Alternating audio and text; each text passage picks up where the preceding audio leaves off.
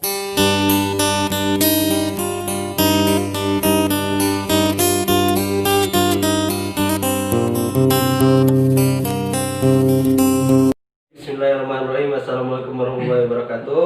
Waalaikumsalam warahmatullahi wabarakatuh. Gimana kabarnya semuanya? Alhamdulillah sehat. Baik, kita mulai pembelajaran hari ini, mata pelajaran akidah akhlak dengan tema mukjizat dan kejadian luar biasa lainnya.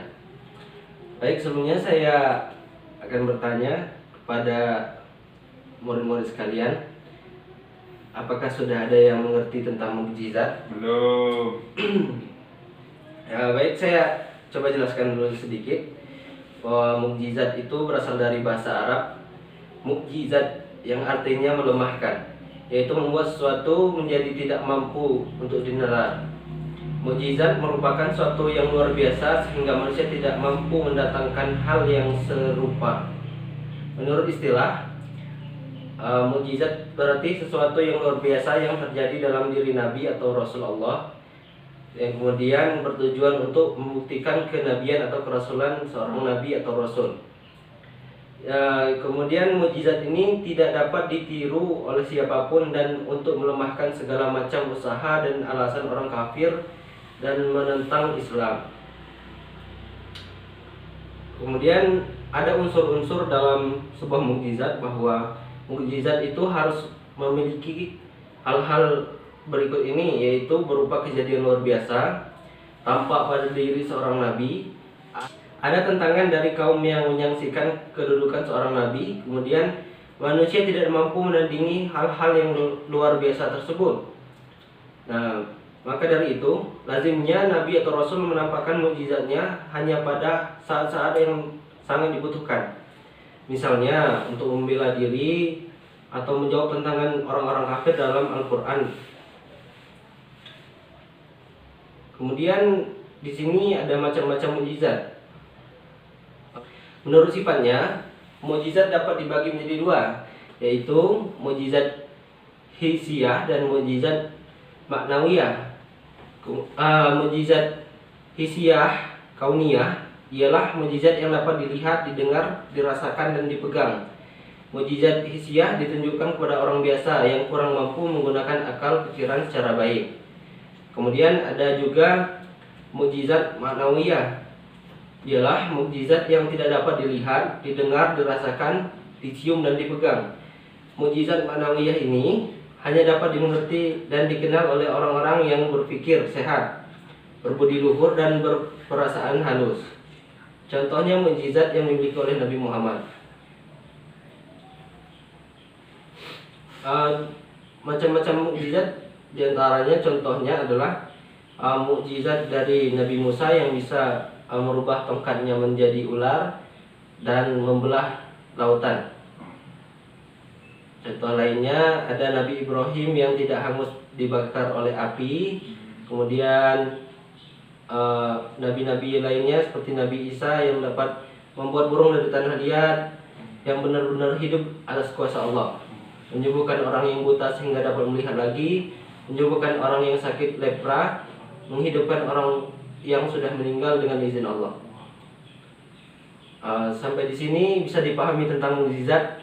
Lumayan. Insyaallah ya. Kita lanjut ke karomah.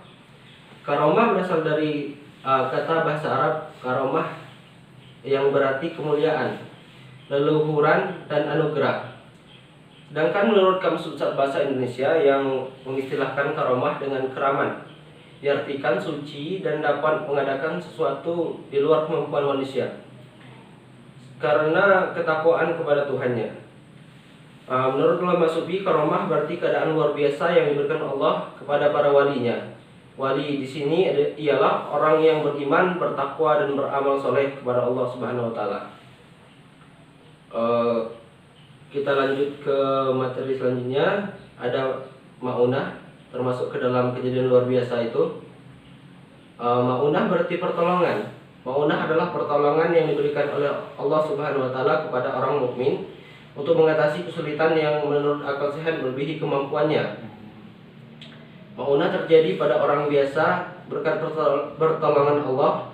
Misalnya orang yang terjebak dalam kobaran api yang sangat hebat, namun berkat maunah pertolongan Allah ia selamat. Nah, kemudian ada juga kejadian luar biasa lainnya, yaitu irhas. Irhas adalah kejadian luar biasa atau hal yang istimewa pada diri calon nabi atau rasul ketika beliau masih kecil. Contohnya, Nabi Muhammad selalu dinaungi awan sehingga tidak kepanasan saat melakukan perjalanan dengan dagang ke negeri Syam. Kemudian yang terakhir adalah hikmah, karomah, maunah, dan irhas.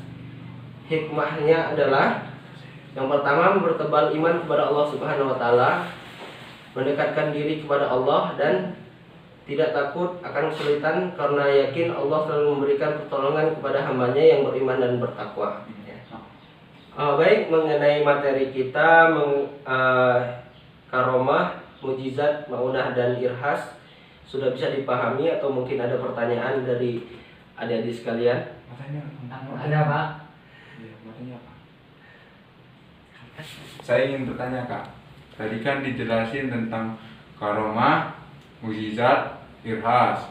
Nah, di sini saya ingin bertanya tentang apa perbedaan tentang irhas, maunah, dan karomah itu Pak. Kak. Mukjizat. Oh iya, satunya sama mukjizat tadi Kak. Mungkin itu aja yang saya tanyakan Kak, dan itu yang belum saya pahami. Terima kasih kalau dijawab Kak. Ya, baik. Pertanyaan yang bagus dari Ananda Ripai. Sama-sama. Tadi pertanyaannya perbedaan antara mukjizat, karomah, maunah, dan irhas, betul? Betul sekali. Pada dasarnya keempat ini sama, dimana ini adalah bentuk pertolongan atau anugerah yang diberikan Allah kepada hambanya. Sedangkan perbedaan dari mukjizat, karomah, maunah, dan irhas ini terletak pada siapa yang menerimanya. Yaitu mukjizat diberikan kepada para nabi dan rasul. Kemudian karomah dianugerahkan kepada wali. Maunah diberikan kepada orang mukmin biasa yang diberikan pertolongan oleh Allah. Sedangkan irhas dianugerahkan kepada calon nabi atau calon rasul, yang dimana calon nabi dan calon rasul ini belum diangkat menjadi nabi Allah. Nah, itu tadi perbedaannya ya, Ananda Ripai, bahwa terletak pada siapa yang menerima anugerah dari Allah, yaitu mukjizat kepada nabi dan rasul, karomah kepada wali, maunah kepada mukmin, sedangkan irhas kepada calon nabi dan rasul. Apa bisa dipahami sampai di sini? Alhamdulillah. Baik, kalau sudah dipahami, mungkin adik-adik ada yang mau ditanyakan lagi, saya silahkan. Kak, mau nanya. Tadi kan kakak menjelaskan tentang macam-macam mukjizat itu kan ada dua. Yang mau saya tanyakan, Al-Quran itu termasuk mukjizat yang mana, Kak? Nah, kalau Al-Quran itu Ananda Kholis termasuk ke dalam mukjizat ma'nawiyah.